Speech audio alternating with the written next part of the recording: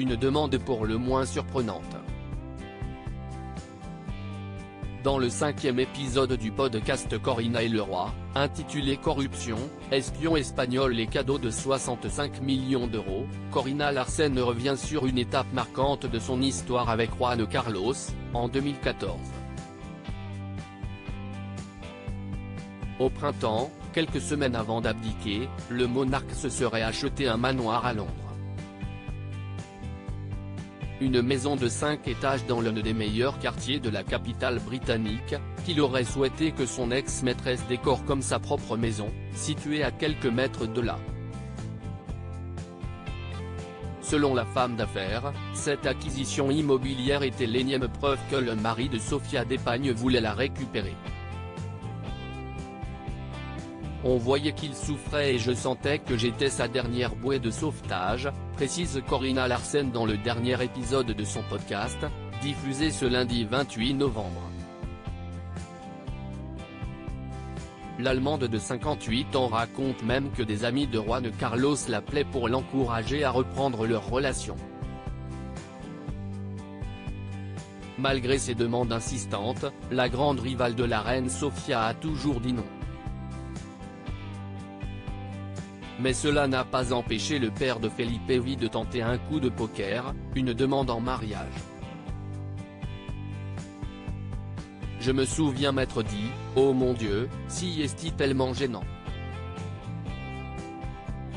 Et je lui ai dit, vous êtes récemment converti à l'islam ? Sinon, vous ne pouvez pas me demander de vous épouser, étant donné que vous êtes déjà marié, se souvient encore celle qui était alors conseillère en image de la princesse Charlène de Monaco. Une première demande en mariage dans les années 2000. Quelques années auparavant, Juan Carlos avait déjà demandé la main de Corina Larsen à son père. Veut aller plus loin et rend visite au père de Corina. Il m'a appelé et m'a dit que le roi était venu lui rendre visite et lui a dit qu'il était très amoureux de moi et qu'il avait l'intention de m'épouser, s'était rappelé l'amante du souverain dans une interview accordée à BBC en 2020.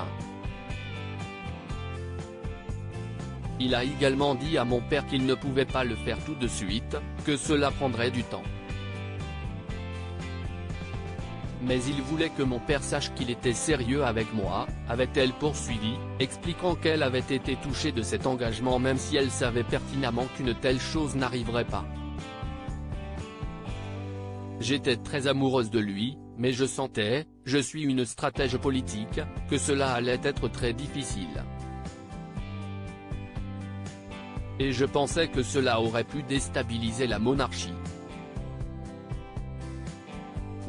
Je l'ai juste pris comme une preuve du sérieux de notre relation, avait déclaré Corina Larsen, l'année où elle a poursuivi en justice l'ex-roi espagnol pour harcèlement. Crédit photo, Valérie Charifulin Tassabaca Presse.